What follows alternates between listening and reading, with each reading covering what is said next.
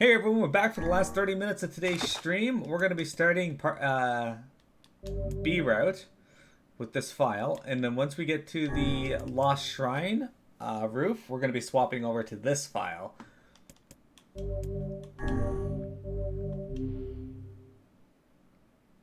Yep, you are, huh? Alright, so here we go. Ending our Path B. Whenever I interacted with Kaine, I was reminded about something from my past. Maybe my mind has been confusing her with my sister this whole time. Anyway. He's just got a fucking naginata instead of the staff. I love it.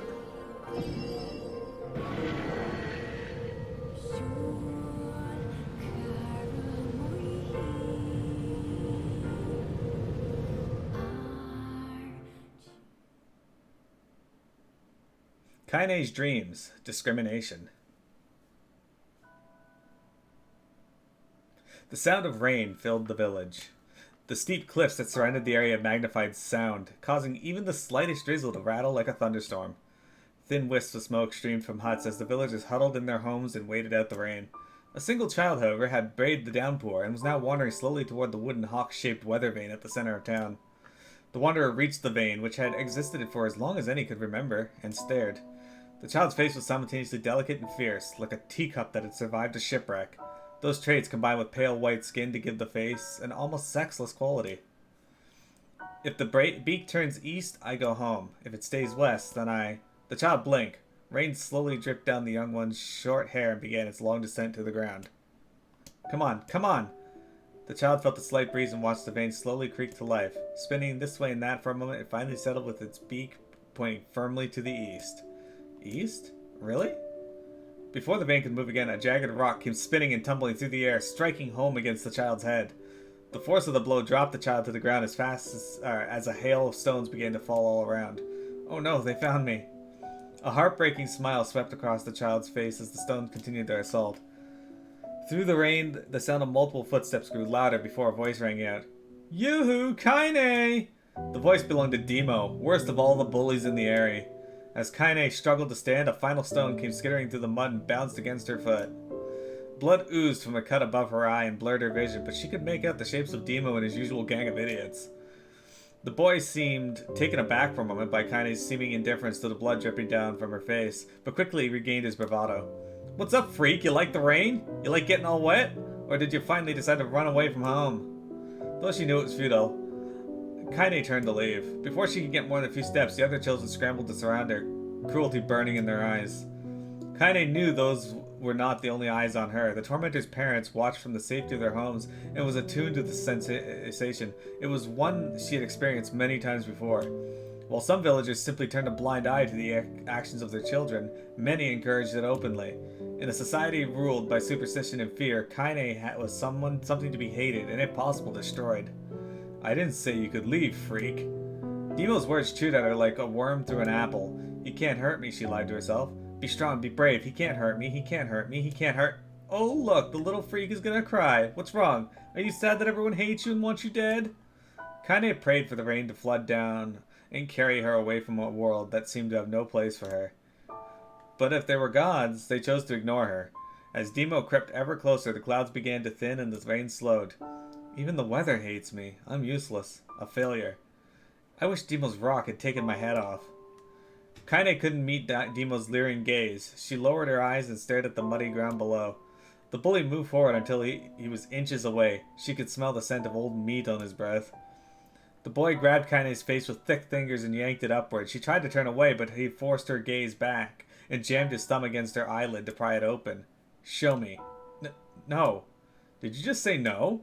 Demo grinned evilly. You don't say no to me. No one says no to me. Not even taking his attention from Kaine, he called to his cohorts. Come on, guys, let's give the freak what she deserves. As soon as Demo finished, kicks and blows began to rain down upon Kaine. Demo paused, still grinning, as Kaine curled into a ball and tried to make the pain stop. I don't get you, freak. What you acting like a girl for, huh? Everyone knows what you really are. Kaine ignored the question, choosing instead to stare at the weather vane. It continued to point east, as if supremely confident about the future it had chosen for her. Go home? Yeah, that's a funny joke for someone with dead parents and no home to go to. Freak! Chanted the children. Freak, freak, freak! Kaine closed her eyes and listened to the rain, waiting for the pain to start again. As the clutching hands of the village children closed around her, she bent her mind to the sound of the rain, letting it become her world entire. The rain fell, but the pain never came. Only when the laughter of her torments turned to terrified cries did she dare open a single blood-caked eye. Kaine was shocked to see Demos sprawled on the ground, holding his head, screaming in pain. She could see blood welling from the spaces between his fat, twisted fingers. Oh my god, he's crying! He's actually crying! Deprived of their leader, the other children glanced back and forth between themselves as if waiting for someone to step forward and take charge. When no savior emerged, they began to uneasily shuffle away from Kaine. But the young girl was the least of their concerns. Instead, their attention was rapt on the ancient woman standing a few feet away. After struggling for a breath for a moment, she finally spoke in a voice thick with rage. Hurts like a bitch, don't it? Now I suggest you scatter before I throw another one. And if any of you little bastards ever touch my Kaine again, I'll do far worse than throw a rock. You can count on it. The old woman crouched down and gently touched Dima, the hand Dima was using to cover the wound. Before he could think to protest, she grounded her palm into the wound and twisted back and forth. Ow! He screamed, leaping to his feet. Stop it! What are you doing? Quit whining, ain't no one ever died from a scratch. You hit me with a rock, you stupid bitch, a big one! That thing could have killed me! The old woman shrugged. Death is the best cure for stupid. Demo's face twisted with rage at her words. Locked his eyes on Kaine, he took a step backward and spat on the ground. Get out! Leave this village! No one wants you here, either of you! Seeing the old woman grab another stone, Demo and his companions turned tail and fled, and the old woman grabbed her side and barked out a single laugh. Ha! Look at the fat boy go! Guess he's healthy enough to run from a fight. The woman's smile faded as she turned her attention to Kaine. Kneeling down, she removed her shawl and placed it around the young girl's shoulders, then produced a cloth from the folds of her dress and began blotting out the blood on her forehead. Oh, Kaine, she said, why didn't you fight back? You're stronger than that lot. The words of her grandmother stung Kaine, and she turned away. Don't be nice to me, she said. I don't deserve it. Nothing matters anymore. Her tears held in check for so long finally began to fall to the muddy ground below. Everyone hates me. They think I cause bad things to happen. They think I'm a freak. I wish I was dead. As Kaine's tears turned to sobs, she felt her grandmother's hands on her shoulders. Despite her advanced age and diminutive size, she was a woman of surprising strength, and Kaine found herself unable to turn away. Don't talk like that, girl. It's a river wide and deep that flows between the realms of this world and the next, and it grants no mercy to any that attempt the crossing. You got a duty to fight until your last breath, understand? The old woman tightened her grip and tried to still the tremor in her voice. You know the pain of losing someone close to you, Kaine? You know because you survived it. As the words hit home, Kaine was struck by the force of her love for the old woman. As a young child, she didn't even know her grandmother, but when her parents died, the woman quickly accepted her as her own. Grandma, as Kaine called her, was cunning, vulgar, and quick to violence, and their first few years together had not been easy. But with each year that passed, Kaine and her grandmother had grown closer. However, it was only now, sitting in the mud with tears and blood caking her face, that Kaine truly understood the depths of her affection. Here was a woman who had seen hard times, who had seen death, who had fought through all these things and somehow emerged on the other side. If anyone could understand Kaine's pain and loneliness, it was her. Do I make you sick, Grandma? Of course not! Don't be an ass! Kaine drew her grandmother's moss-eaten shawl around her body and shuddered. But my body, it's not normal. If I was normal, then Mom and Dad wouldn't... Hush, interrupted Grandma. I'll not hear another word of this nonsense. You're my granddaughter, and I love you, and if folks have a problem with that, they can just go to hell. With that, the old one reached out and placed a wreath of dried flowers in Kaine's hair. The skill it took to bend the flowers without breaking the stems or lose a single petal was remarkable, and the beauty of it made Kaine want to cry all over again. Oh my gosh, these are lunar tears! Grandma, you made this for me? Lunar tears were legendary flowers. Most people could live their entire lives without even seeing one, and yet her grandmother had somehow collected a dozen or more. Kaine reached up and touched the wreath as if she couldn't believe it was real. Where did you find these? Just stumbled on them while I was out doing the shopping. The old woman turned away as she spoke, leading Kaine to suspect the search had been more difficult than she was letting on. The pains she took to construct the ornament, let alone track down the flowers used in its construction, made Kaine's heart hurt. She reached up and gently adjusted the wreath, admiring the way it felt between her fingers. Didn't quite turn out right. said her grandmother as she squinted at it. "These old hands have trouble with delicate work, but it sure looks good on a pretty girl like you." Kaine blushed and turned away. You think I'm pretty?" "Of course you are! What a fool thing to say!" "Thank you, Grandma." Her grandmother smiled. "We're gonna be fine, you and me," she said. "As long as we got each other, we'll be just fine." Kaine took her grandmother's hand in hers, and the two of them struggled to their feet. As they began the long walk home, Kaine gripped the hand with all her might, as if trying to stop smoke from drifting away on the wind. The rain had stopped. Kaine stood beneath the weather vane, watching it spin in lazy circles, no longer caring about the direction it faced when it stopped. "I don't need to escape. I have a home now. Grandma loves me, and that's enough, even if it's us against the world." Kaine let her gaze drift up past the vane and into the cloudy sky. The last hints of a rainbow were slowly fading. As she turned and headed home, the light scattered into a million particles and vanished, seemingly taken away on the breeze. Kaine's dream, daily life. In the distance, Kaine heard the steady sounds of an axe striking wood. The noise had a purposeful quality to it, as if she was hearing a master woodsman go about his work. The firewood being produced, however, was far from the work of an art as it could be. Pieces of every shape and size were being flung about a barren yard with wild abandon. Anyone trying to stack such wood would probably die of frustration before the job was through. "Stupid piece of shit axe!" Kaine's grandmother flailed away with the axe, filling the air with both splinters and wood, and words that would make the most hardened sailor blush. "Grandma!" called Kaine. "That you, Kaine?" yelled the old woman, taking her eyes off the wood for a moment. "Don't get too close, or I might take your goddamn foot off by mistake." She brought down the axe on a piece of wood, sending chips flying in every direction. One spun past Kaine close enough for her to hear the whistle, at which point she decided to step back. Once she scuttled to a safe distance, she cupped her hands around her mouth and shouted, "Grandma, do you need help? I can get you water or lunch or a new axe or something." The axe, poised to strike another wobbly blow, paused in midair. The old woman considered her granddaughter's offer for a moment, then smiled. "Tell you what, since I'm doing such a piss-poor job of chopping, why don't you come here and take over so I can go get the water? Shades have been restless lately, and I don't want you running into one of them bastards." Relinquishing the axe, her grandmother picked up a long pole with the wooden buckets on either end. Gathering water was by far the more difficult of the two jobs, but Kaine knew better than to complain. Once Grandma's mind was set, there was no changing it. Kaine did her best to help with chores, but Grandma took every task that required travel to the village. Though she had a long list of plausible excuses, Kaine knew the real reason. She didn't want her granddaughter to be taunted and harassed by the villagers. Once Kaine moved in, Grandma decided to take up residence a good distance from the area. Out of sight, out of mind seemed to be the best policy when it came to the villagers and her granddaughter, and rare were the days when any but the two of them could be found on the rocky acre of land they called home. Kaine enjoyed the solitude, but harbored a secret resentment that her grandmother was forced to spend her golden years in such a place. After watching her grandmother leave, Kaine turned her attention to the task at hand. She had never chopped wood before in her life, and soon discovered why the old woman hated the chore. After swing of the axe produced only a tiny crack in the wood, and when she finally managed to connect with a solid stroke, the tool embedded itself in the log and refused to budge. Frustrated, Kaine swung the axe around her head and threw it, log and all, across the yard.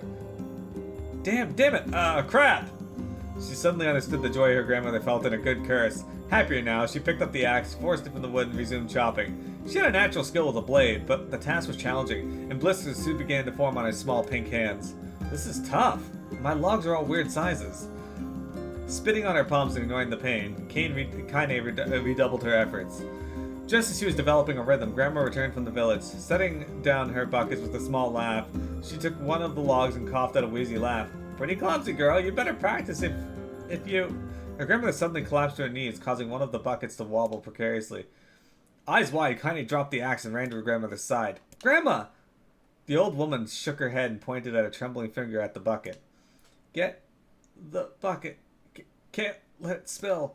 Kaine steadied the bucket with a foot as she knelt by her grandmother.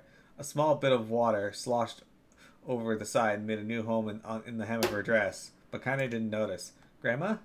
Grandma, what's happening?" Crazed with panic, she grabbed her grandmother by the shoulders and shook. After a moment, the woman lifted her arms and batted Kaine away. "Stop that! Just stop!" she cried, breathing heavily.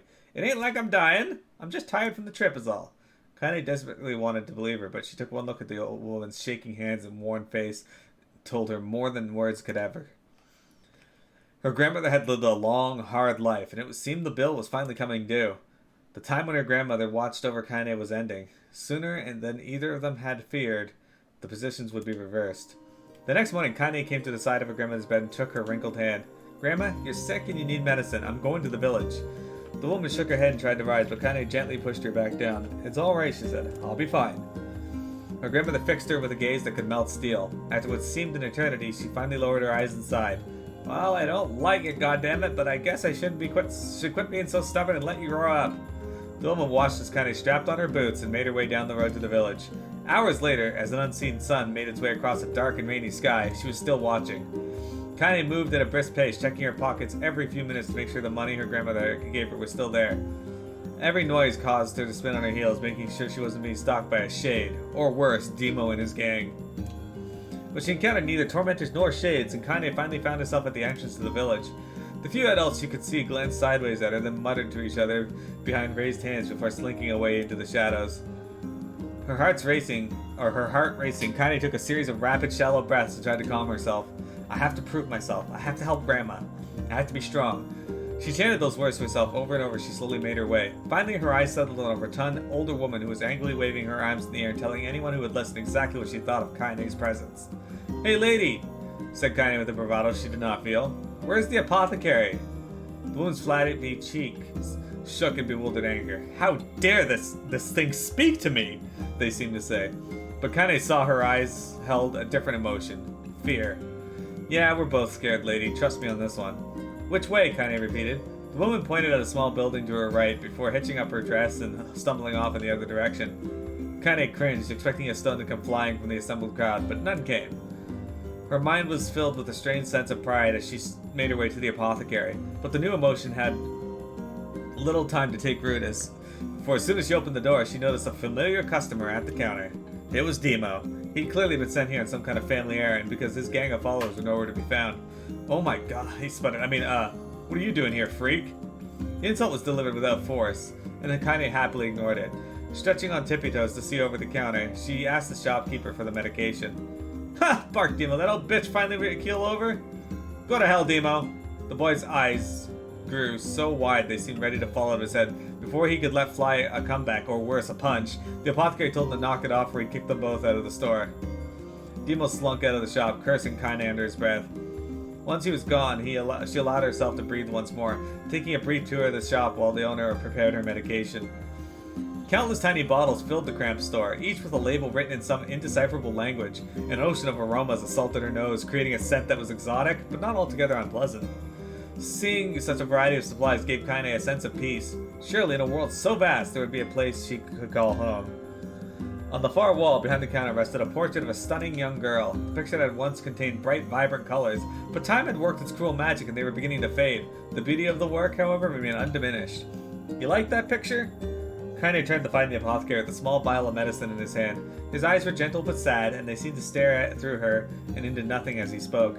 That's my daughter. I sketched it when she was just a little girl. She's been dead a long time now. Kaine didn't know how to respond. She just stared at the portrait and tried to come up with the right words.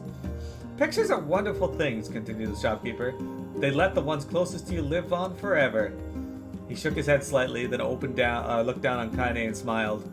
Handing her the medication, he reached into his sizable green apron and produced a handful of old wax crowns. You should have these. There's no one left I wish to draw. Kaine took an instinctive step back, causing the shopkeeper's face to darken. Yes, I've heard the rumors about you, he said. It's a small village and word travels quickly. Between you and me, I'm not sure which of them to believe, but I also don't think they matter much. I know your grandmother, Callie, and I think the way she was driven out of this town is just deplorable. Grandma's name is Callie? Thought Kaine suddenly. She was still mulling over this new fact in her mind as she reached out and gently took the crowns from the apothecary's hands. Your grandmother's an old friend of mine, he said as Kaine scooted away yet again, and I owe her much. I wager she would like it if you drew a picture of her. Yes, I think she would like that very much. Kaine murmured a quiet agreement, but inside her heart was bursting. Never before had a villager treated her with anything but complete contempt. It was a tiny, almost imperceptible step, but it was a step nonetheless, and with enough tiny steps she might one day discover the rest of the world. When Kaine returned home, she found her grandmother asleep in her bed. Her feet were blackened and raw, even bleeding a bit in places, leading Kaine to think she had been pacing around the room until exhaustion finally caught up with her. She placed the medicine by her grandmother's pillow and turned to leave, but found the old woman's hand clasped around her arm. Back already, are you? Asked her grandmother with a yawn. Come here, let me have a look at you. Grandma sat up and examined Kaine from head to toe. Finally, satisfied that nothing terrible had befallen her grandchild, she leaned back and allowed herself to relax. Well, how was it? Those bastards give you any trouble? It was kind of fun, said Kaine with a small smile. No, seriously, it was. Fun, eh? Asked her grandmother in a voice which implied she believed anything but. Uh-huh. So anytime you need me to run an errand, just let me know. As she spoke, Kaine removed the crowns from her pocket. After a brief explanation of their source, she informed her grandmother that she was going to sketch her portrait. A portrait of me? Ridiculous. No one wants to stare at a wrinkled old crown. But Grandma, it'll make you live forever. Horseshit, said her grandmother, throwing back the sheet from her bed. Living forever would just piss me off. Now put those crowns away and help with dinner. But Kaine would not relent, and in the end, Grandma found herself leaning against the wall of their house as if posing for a master artist. Kaine took up the crowns, eyed her subject carefully, and set to work. Just as her grandmother was about to nod off, Kaine finished the piece and stared at it for a bit. She released it from her grip and let it slowly drift to the floor. It's terrible. It doesn't look like you at all. I'm sorry, Grandma. I thought these crowns would, make drawing easy or something. The old woman's eyes narrowed at her granddaughter's disappointment. Let me be the judge of that, she said, ignoring the pain in her back and reaching for the paper. The sketch could have been a person's face. It could also have been a boulder, a lump of clay, or an incredibly misshapen loaf of bread, all rendered in a chaotic array of colors. The old woman stared at the picture for a long time, then slowly wheezed out a laugh. Oh, Kaine, she said between laughter. You truly are my blood. You're as clumsy as me, and I love it. But, hush, I won't hear any more bull about how ugly you think it is. It came from the heart, and I'll treasure it always. True to her word, the old woman gave the picture a place of honor above the kitchen table. In the days that followed, Kaine would often catch her staring at the portrait with a strange smile on her face, an action she interpreted as silent, mocking laughter. A week later, Kaine could stand it no more and asked her grandmother to take the artwork down. Posh, said the old woman. I'll take this down when they roll me in my shroud. She pondered this for a bit and then turned to Kaine and dropped to one knee. Listen to me, girl. Seeing this picture makes me happy in a way I've never felt before. It makes me want to go on, so that someday you can feel the same happiness. It was a moment that burned itself in Kaine's memory, a perfect blend of pride and love and joy that came together to form a lifelong remembrance. She swore to never forget this moment, to never forget the old woman who had made her a place in the world impossible. Time moves on, people and memories move in and out of a life like ghosts passing through a hall, but this moment will be different, Kaine swore, because I will remember it forever. Forever. Kaine's dreams. Separation. Kaine listened to the sound of crackling firewood and stared at the black object on her plate. She'd been pushing around the wood disc for a good 10 minutes, ignoring the bemused stare of her grandmother. Finally, she summoned her courage and gave the object a brief sniff. A sharp, bitter scent flew up her nostrils and made its home there, causing her face to twist with disgust. Grandma, I can't believe you want me to eat a bug. The old woman threw some more wood under the cooking pot and snorted. It's no bug, you fool, girl. It's a berry. Why the hell would I be feeding you bugs?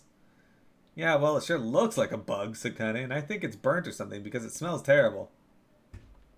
With that, Kaine held her nose and threw the berry in her mouth, chewing as little as possible. Oh yeah, that's terrible, all right.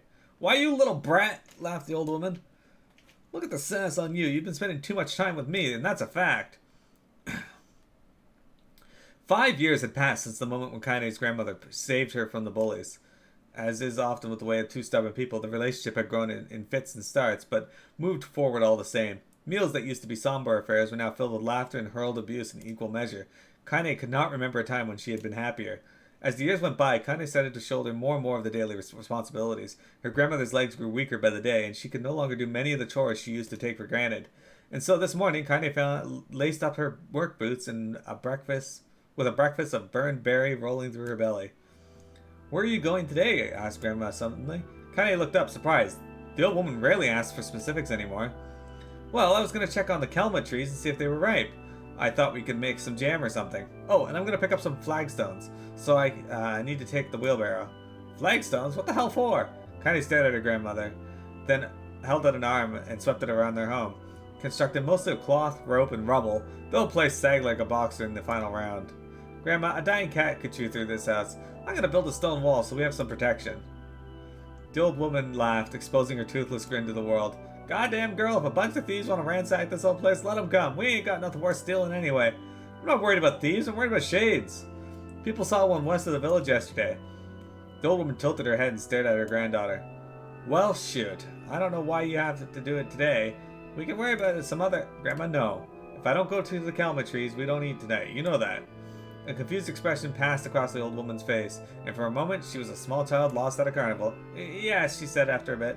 Yes, of course you're right. I'm sorry, Kaine. Lately it seems my mind is... She didn't finish the thought, instead walking over to the nightstand and gently taking the wreath of lunar tears from the drawer. The flower's petals had aged to a brilliant whiteness, and Kaine thought it was more beautiful now than the day she first received it. You're gonna be a true woman soon, Grandma said as she placed the flowers in the girl's hair.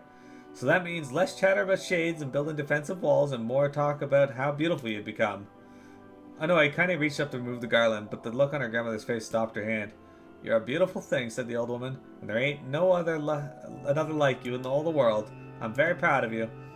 Okay, Grandma, that's enough goddamn compliments for one day. Such a mouth on you, where did that come from? Gee, I wonder. I'll teach you to sass me, girl, yelled Grandmother. Suddenly she lurched forward and grabbed Kaine by the ears, pulling her around the room with a crazed grin on her face. Grandma, yelled Kaine in a quaking voice. Grandma, stop it, what the hell? The old woman stared at her, blinked, and then slowly held her wrinkled hands out as if it was the first time she'd ever seen them. Oh, I don't know what happened there. I'm sorry, girl. Sometimes my mind just... Kaine looked at the look on her grandma's face. Kaine thought the look on her mother's face was the most heartbreaking thing she'd ever seen. Listen, she began. Maybe I should stay home after all. No, I won't have you stay here to keep an eye on an old codger like me. You go get your fruit and wall and whatnot. I'll be fine. And when you come back, I'll have a nice grasshopper dinner waiting for you. Kaine rolled her eyes, then kissed her grandmother on the forehead, and made ready to depart, trying to desperately to ignore the worry that was gnawing at the walls of her heart. Kaine could feel the old woman's eyes watching her as she moved down the path. Don't turn around, she told herself, but in the end the temptation was too great. She spun on her heel for one final look and saw a small, bent woman standing in front of a ramshackle hut with a sad expression on her face. God, she looks so old now. It's like the wind could reach down and just carry her away. Kaine worried about her grandmother all day, causing her to work to suffer. What little fruit she could collect was tossed carelessly into the wheelbarrow, and she only found a couple of stones before losing interest in the project. Finally, as dusk approached, she decided to call it a day. Cursing herself for the lack of focus, Kaine pushed the nearly empty wheelbarrow back down the path. As she crested the final hill, she suddenly froze in place. The wheelbarrow fell from her fingers and collapsed on its side, sending a few pieces of wrinkled brown fruit rolling back down the hill. Her gaze was transfixed by a thick black cloud that hovered just ahead. Tracing its path with a finger, Kaine suddenly felt her stomach knot in on itself. No! Oh gods, no! Her grandmother's house was ablaze, the flames licking it up as if trying to touch the sky itself. Grandma? Grandma! Kaine ran then, faster than she'd ever moved in her life. Once she tripped on a stone and was spent sprawling into the rocky ground, but she leapt to her feet and continued running, unmindful of the blood that spilled from her wounded hands and knees. As she got closer and closer, Kaine's mind began to race in time with her footfalls. It's too dark, not just fire, can't be fire, too much smoke. Gotta save her. She burst into the front yard and came to a sudden halt. The worst suspicion confirmed. The smoke from the fire was mingling with the thick, inky blackness of an enormous shade. The massive creature supported itself on 3 twisted feet and achieved balance by means of a large, armored tail, scales, horns, and claws spreading from its body in a random, chaotic pattern, giving it the appearance of a lizard designed by some insane god. Seeing Kaine, it let out a roar and flicked its tail, sending small whirlwinds spinning around the yard. For a moment, the creature retreated into a shimmering, inking blackness as if her mind was unable to comprehend that such a thing could actually exist. But then the smell hit her, a blend of rotted meat and excrement, and the horror became real once more. The creature bellowed again, and this time Kaine responded with a scream of her own. Alright, you bastard, she thought as her scream echoed off the high cliffs around them. It's you or me, let's go! The shade eyed Kaine with a bemused interest. Then it began looking from her to the house and back again, as if urging her to look at the destruction it had so gleefully wrought. The dread building in her heart, Kaine glanced towards the house. The smoke and flames, she spotted a small figure struggling to escape the ruins. Grandma! At the sound of her voice, the old woman began waving frantically. She's alive, thought Kaine. Alive! Kaine's legs sprung to life as she raced across the yard towards the flaming wreckage of the house. Before she could advance more than a few steps, the shade opened its mouth and let a powerful roar powerful enough to uproot trees and send them flying. The blast sent Kaine tumbling through the air before smashing against the rocky earth. Stars danced in front of her eyes as she tried to remember how her legs worked. Get up, get up, get up, get up, get up, get up, get up, get up now! As Kaine struggled to her feet, the shade stomped toward the house and pinned her grandmother to the ground with the tip of a claw. The old woman struggled to move the claw from her stomach, but she might as well have been pushing a mountain. She coughed briefly, sending a small spray of blood into the air and then collapsed to the ground, her energy spent. Kaine lurched to her feet only to fall back to the earth with a gasp. Her ankles were on fire. One or both of them were surely broken. Ignoring the pain that screamed through her body, she began dragging herself across the ground, leaving a drunken trail of dust and blood in her wake. Grandma, hold on, just a little longer. Her grandmother's face was turning blue, her eyes rolling back until only the whites were exposed. Kaine pulled herself across the ground with maddening slowness, the distance seeming to increase with every second that passed. The shade glanced between the two women and flicked out its tongue. Its giant mouth turned up at the corners. Short, panting breaths belched from somewhere deep inside its core. Bastard, laughing at us. She had no idea how such a mindless creature could experience emotion, but there could be no doubt the shade was taking joy in their suffering. Yeah, I see your plan. The shade moved its claw slightly, allowing Grandma to breathe again. It was clearly keeping her alive, only to snuff out her life when Kaine was close enough to touch her. I'm gonna kill this bastard.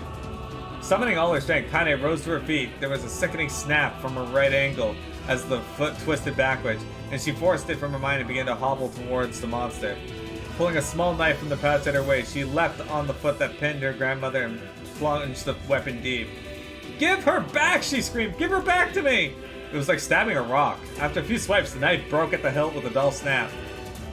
The shade panted laughter again and raised its tail and sent it rushing through the air towards the young girl that was latched to its foot. Kaine never had a chance. The tail struck her square in the chest and sent her crashing to the burning wreckage of the home. As she lay on the ground with blood pouring from multiple wounds, a small, weak voice spoke up. Kaine? Kaine's vision blurred, but she forced herself to focus on the sound. Finally, her eyes cleared enough for her to make out her grandmother's hand reaching out to her through the smoke. Grandma? Kaine, you gotta run. You can't best this one. Kaine grabbed the hands and held with all her strength. Grandma, come on, we have to go. The woman coughed loudly. One of her hands, slick with blood, slipped from Kaine's grasp and thumped to the ground below. Grandma, no! I said run, goddammit. You have to live. Have to get through. The thought would stay forever unfinished. Before she could say another word, the shade clawed foot descended, smashing through the remains of the roof and down upon the shattered figure of the old woman. Blood oozed from the gaps in between the creature's toes as the terrible putrid smell assaulted Kaine's nose once again. She stared at the foot, dumbfounded, convinced that what she was seeing could not possibly be real. When the creature finally lifted its appendage, all that remained underneath was a twisted, unrecognizable mass of rubble and red. Her grandmother was gone. Kaine blinked, trying to feel the hands which had been in hers just a moment before. For a fleeting instant, she could remember the warmth of that embrace, the trembling of the fingers, but the sensation drifted away on the breeze and was gone. Memory flashed through Kaine's mind, one after another, faster and faster until it became a meaningless jangle of noise. Kaine screamed then, a thunderous sound that echoed off the cliffs and seemed to roll away forever. The shade eased forward, black ichor pouring from its mouth and dissolving into smoke on the ground below. The earth shook with every step as it crept towards its prey. Kaine's body slowly rose, as if controlled by a mad puppet master. Her arms and legs were bent at impossible angles. Her head lolled dangerously to the side, yet somehow she managed to stand. Staring at the shade, her eyes began to glow with a deep red fire. The creature, so confident just moments before, took a slow, hesitant step backward, trying to discern if this broken human could possibly pose a threat. Kaine seized the moment, laughing like a madwoman. She leapt into the air and plunged the shattered hilt of her knife deep into the leg of the shade. The shade shook Kaine off like a fry, sending her crashing to the earth once again. Her chest rose and fell slowly as if the great weight were resting on it. Most sounds of pain echoed through her mind. Something warm and thick oozed from her ears. Is that blood? Think it is. Think I'm bleeding to death. No, can't die. Grandma told me to live. Deep inside Kaine's mind, something finally broke. The sound, the pain, the smoke and flames, all of it faded until all that remained was a single incantation repeated over and over again. Kill it, kill it, kill it, kill it, kill it, kill it, kill it, kill it, kill it. Kill it, kill it, kill it, kill it, kill it, kill it, kill it, kill it, kill it, kill it, kill it, kill it, kill it, kill it, kill it, kill it, kill it, kill it. Kill it now! As the spark that was Kaine slowly began to flicker and die, she felt her desire to kill and her desire to live blend into one. The distance between heartbeats grew longer and longer and longer.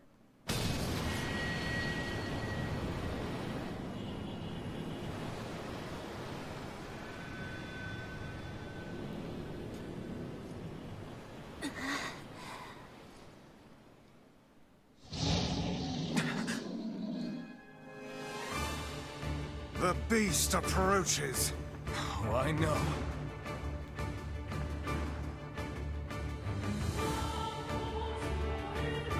Hello, Arena! Hey look, Wintrick, it's the Octosperm.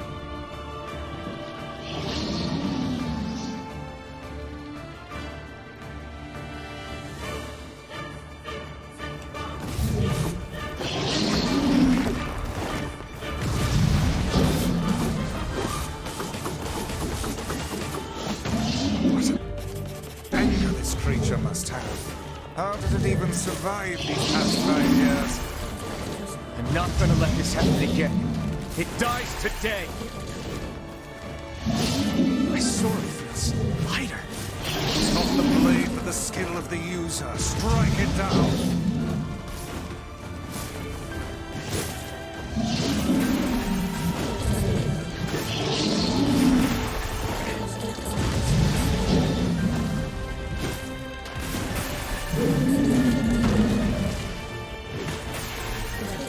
Alright.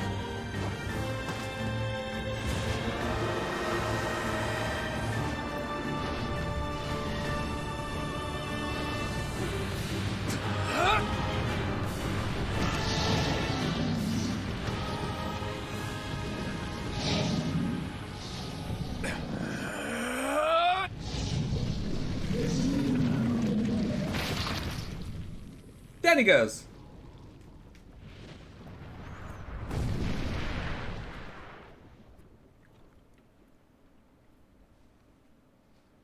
Look at Windrake, it's Kaine.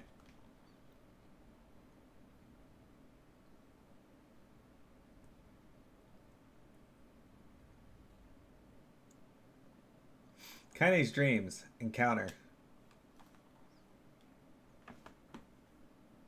Gently, weakly, softly, the shade, sure that its tormentor was dead, turned and stomped off towards the horizon, stopping along the way to bellow one final roar. Couldn't kill it. Shamed beyond imagining, Kaine tried to turn her head to the side, but only succeeded in coughing up a huge gout of blood. It was getting difficult to see, and only after a moment of fierce concentration did she realize that her left eye was gone. Laughing to herself, she turned her remaining eye to the ruins of her home and noticed a ragged stump of an arm resting a few feet away. Yeah, that's mine, she thought with a mad giggle. This is gonna make clapping a real bitch. Ha! Cried a sudden voice from the depths of her mind. Finally gonna die, are ya? Well, you had it coming. Go to hell, Demo, she thought at the unseen assailant. Go to hell before I pluck out your eyes and feed them to a dog. The voice of her childhood terror evaporated into smoke, only to be replaced by another, more recent voice. Hold still, said the apothecary, materializing from the ruins like a ghost. I want to draw you.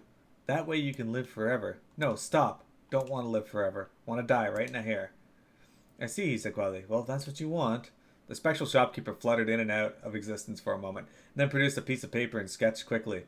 After a few seconds, he turned the page to Kaine and smiled. Since you rejected my offer, I decided to draw someone else. It was a picture of her grandmother, real as life. Kaine opened her mouth to thank the man, but stopped as the picture began to blacken in the middle. Before she could say anything, dozens of multi-legged insects began to swarm across the image, tearing it at it with sharpened pincers. No! Stop! No! Don't hurt that picture! Kaine reached out with her remaining arm and waved futilely at the air. To her surprise, the insects fell off the picture into the ground, where they vanished into black tendrils of smoke. Relieved, Kaine turned her good eye back to the picture, only to open her mouth in a silent scream. The sketch now showed her grandmother as she truly was, a smashed, unrecognizable lump of nothing. The apothecary smiled, then broke into a jolly dance. See that? He cried as he danced his jig. It's perfect now! She looks just like you! Ha! Cha-cha-cha-cha! I look like that? Oh god, I'm gonna die. I'm gonna die. Drowning in despair, Kaine let her head back in the mud and smoke of her ruined house, and waited for the end to come. Just before she let everything go, an unfamiliar voice began whispering in her ear. Ain't you got a wish, sunshine? The voice was vulgar and fierce at the same time, as if insanity had somehow found a way to take form.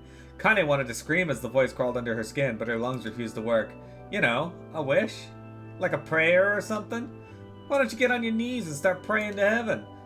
Please, invisible man in the sky, save me! Save me! Kaine finally resorted to shouting at the voice in her mind. I don't make wishes, they don't come true for me. I'm a curse, a freak. I should be left to die. The other voice boomed in her ears. Oh god, you are the best! Kaine glanced down and saw a black, shiny substance oozing from her legs. She tried to brush it away, but her remaining arm would no longer respond. The substance slowly crept around her feet and then began moving up towards the rest of her body. Is this death? Is this what it's like? Or is my mind just losing itself? She could feel the slime oozing upwards, feel the hot, searing pain it left in its wake. Whatever else might be happening, she was still alive and this was real. Come on, said the voice. Let it go. Kaine tried to ignore the voice and concentrate on the pain, but the newcomer would have none of it. Don't ignore me, Sunshine. You're ready to give up. Ready to die, so why not let me have it? Have what? Your body! Come on, give it to me! Give it to me! I want to stand on the ground, feel the rain, taste the wind. The voice paused as if licking its lips. When it resumed, it was filled with mad, unabating joy. And I want to take your hands and use them to choke the goddamn life out of people. I want to tear out their throats and bathe in the blood, just like before. In response, Kaine shifted her head and vomited. The warmth of it crept down her front and mingled with the pain of encroaching black ooze. Are you a shade? Yeah, maybe. What of it? The slime reached her face, crept past her nose, and slowly oozed into the socket of her missing eye. The moment it touched her brain, Kaine was struck by the most powerful sensation she'd ever felt in her life. It was ecstasy. It was methylenedimethamphetamines. She wanted to scream with delight, but all she could manage was a small, whispered moan. Feels good, don't it? Asked the voice with a chuckle. Yeah, what can I say? I know how to please the ladies. Now give me that body. Come on, give me the body and I'll give you more of this feeling. It's a fair trade. A black lump began to protrude from Kaine's side. As she watched, it grew longer and thicker, eventually taking the form of her missing arm. I can see better, she thought. My eye must be growing back too. The slime reached up to envelop the rest of her face, but she managed to brush it away. Stop, she whispered, marveling at how she had regained her voice. Stop. The black ooze hesitated as if considering this request, then quickly shimmered down her body before disappearing in a cloud of smoke. Ah, what the hell, Sunshine, screamed the voice. We had a deal. I thought you wanted to die. Grandma said, can't die yet. A brief image of her grandmother, bloodied and broken, flashed before her eyes. She saw the shade that had killed her and heard its mocking laughter. She closed her eyes and forced the image from her mind. Her whole body was quaking with rage. She opened her eyes again. They burned bright red. That thing took my grandmother and I have to kill it before I die. Kaine glanced down and saw a mysterious pattern. The pattern of the shades burned itself into her left arm. Well, I'll be damned, said the joy voice cheerfully. Look at that, Sunshine. I think you and me are going to be good friends now. Kaine stared intently at her arm. The more emotional she felt, the more the letters seemed ready to puncture her skin and begin infecting the rest of her body. The arm clearly had a will of its own now. Stop. Gotta stop. Holding her left arm in her right, Kaine took a deep breath and tried to calm herself. Come on, don't fight it, pleaded the voice. Hate's my favorite dish and I'm hungry. Let it go. Feel the anger. Burn with the fire of revenge. Thirst for blood. Then go out there and... Shut up, and get the hell out of my body. Your body? Oh, that's rich, Sunshine. Real rich. Look, why don't you just up and die so I can have this body all to myself? What do you say? I bet those buddies of yours in the area would love to see you dead. Kaine grabbed a nearby shard of glass and tried to saw off the shade-infected portion of her side. Before she could, the darkened left arm grabbed her right wrist, crushing it. Kaine screamed and dropped the shard as the sound of bone crunching on the bone filled the air. Stupid idiot girl, you're possessed now. Sunshine, and there ain't no going back. The voice laughed again, a loud, long wail, and seemed to go on without end. Possessed? Whispered Kaine. Yeah, possessed. You and me? We got what you might call a timeshare arrangement. Remember how folks used to think you were a freak? Well, wait till they get a hold of you now. Kaine looked up, tears in her eyes. The sky seemed smaller somehow, darker. Is this because of that shade? Is this how they see the world? So, listen, purred the voice. I know this whole possession thing seems a bit sudden, but it ain't all bad. There's plenty in it for you, too. I'm a very powerful creature, Sunshine, and now that power belongs to you. You got enemies? People you want to kill? I can make it happen. That little fat kid who kept picking on you? That big old shade that squashed your granny? Well, we'll wrap them up in their own assholes. No more abuse for you, Sunshine. No more pain. Wait, said Kaine. You're a shade. Why would you help me kill another shade? What, you think I'm some kind of racist? Some killing snob? I don't give a goddamn who you murder, honey pants. I just want to drink from the well. Kaine considered this as she struggled to her feet, the power of the shade coursing through her. The smoke from her house drifted away on the wind, and she enjoyed the way the cool evening breeze felt on her new left arm.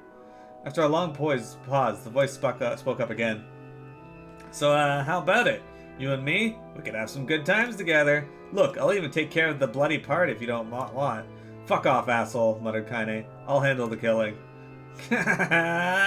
Screamed the voice. Look at you go! Oh, sunshine, we're gonna have so much fun.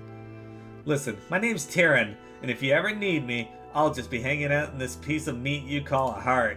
Now, get to it! The more you kill, the more your heart turns rotten and sour, and I like rotten and sour.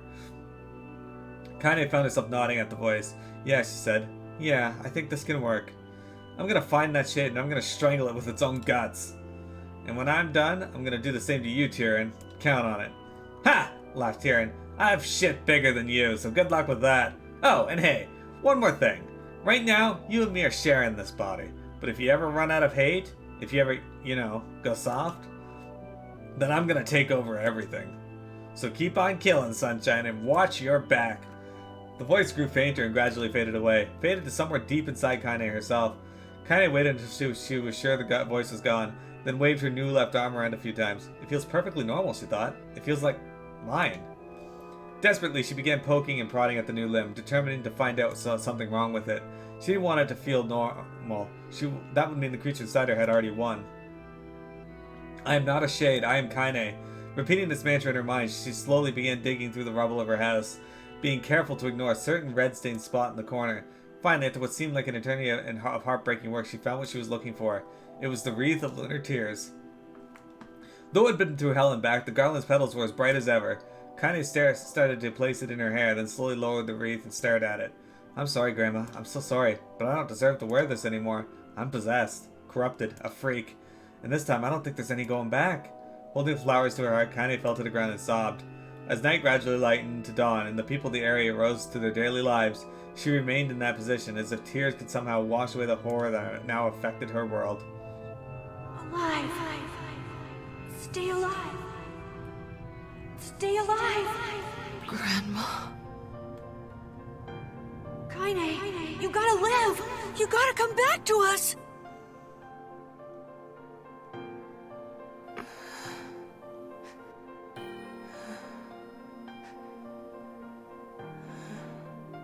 Oh, hey. Winter, how do you feel about Kaine?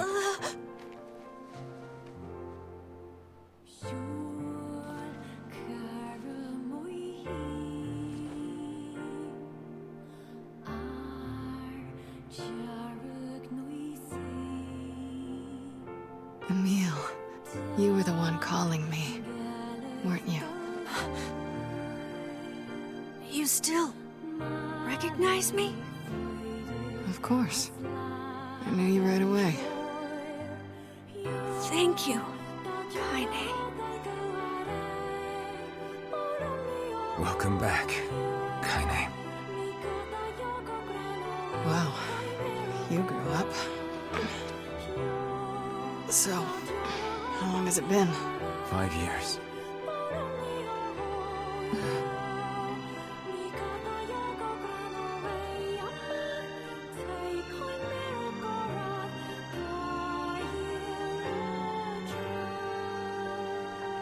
Shit. That's a long time. Any luck with Yona? We are still no closer to finding her. We need a way to locate the Shadow Lord. By the way, this is for you. Is that a lunar tear? It's not as good as your grandmother's, but I tried. No, it's great. Thank you. Then she puts the lunar tear in her hair. You'll be able to see that next time I show her. Kaine waking from her long petrified sleep. Emil's unflagging kindness. Our reunion was a happy one, and we let it wash over us like rain. That is, until Devila and Popola had to go and ruin it all. Damn you, Devila and Popola! Are you kidding me? You can't be serious! Please, try to understand. People are tired and scared, and... I'm sorry. I'm sorry you have to bear the brunt of that. This is crap, and you know it! It's okay. We can sleep outside. No one's sleeping outside. You and Kaine saved this village, and now they want to run you out? People are afraid of us. And really, I understand. I mean, look at me. As long as you're still with us, I can deal with it. Right, Kaine? I'm used to sleeping outside. But We'll see you later. Sorry about that.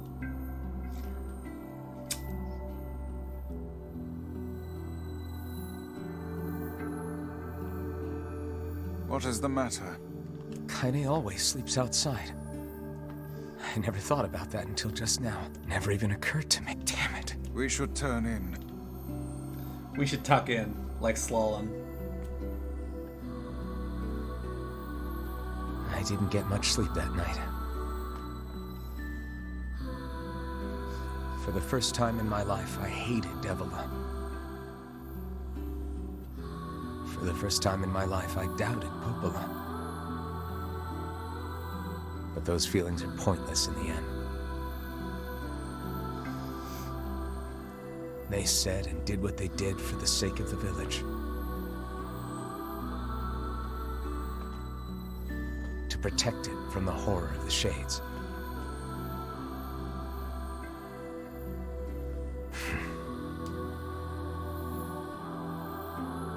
Really, how can I blame Devila and Popola?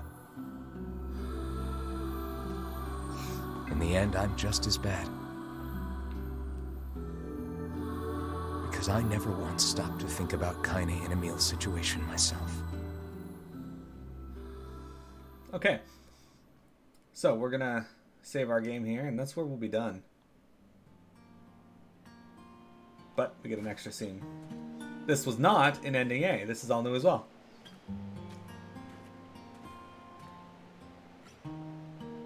I should apologize to Kaine and Emil, but what good would that even do? I got a fire going, Kaine. Wait, Good. I'm so happy to get to talk to you again, Kaine. Yeah, me too. I tried everything I could think of to save you, you know. I polished you with a special cloth. I poured warm water over you. Wait, you poured water on me? Yeah, but it didn't really do much except make you all shiny. Hey, Emil. Thanks for saving me. I guess you noticed how I look different now. I'm sorry, Emil. I'm sorry for all of it. Well, I mean, this new form isn't all bad, you know? At least I can look at you when we talk, right? Hey, so why don't you tell me something about yourself? I'm not very interesting. Sorry. Come on, I just want to know you better. Please? Fine. This all happened when I was a kid. Before the whole shade possession thing. My body is different. And when the villagers found out about it, they started treating me like a freak. But one person, my grandmother, accepted me just as I was, no matter how bad things got. She gave me the strength to keep going. She's really special to you, huh? Yeah. Oh, hey! That gives me an idea. Since we cured your petrification, we should start looking for a way to cure your possession in my body. I know we can do it if we all work together. Heck, it'll probably be super easy. Let me guess. More warm water? Okay. Can we just forget I told you about that?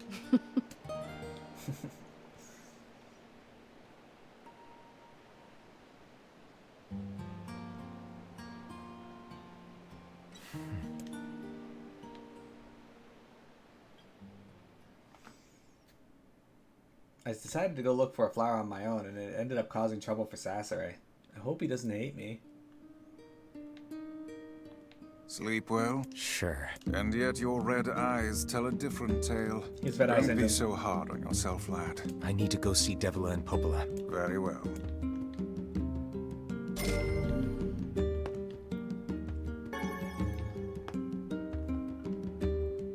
What might that be? It's Mom's diary. I have not heard you speak much about your mother. She got the black scrawl and died when I was little. My apologies for bringing it up. It's all right.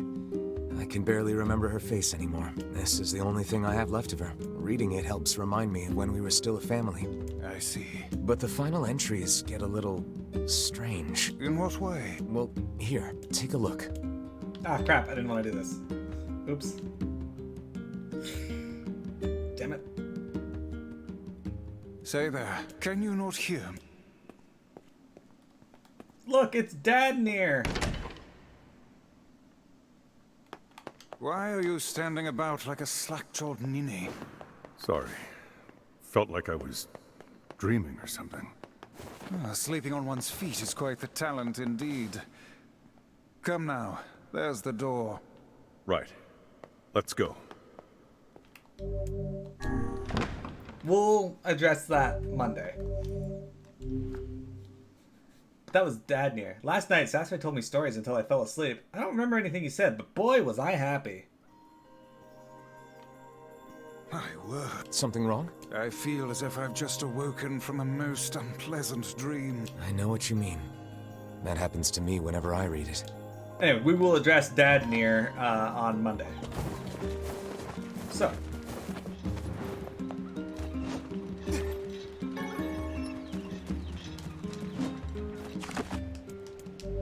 For now, we'll save here and stop the recording.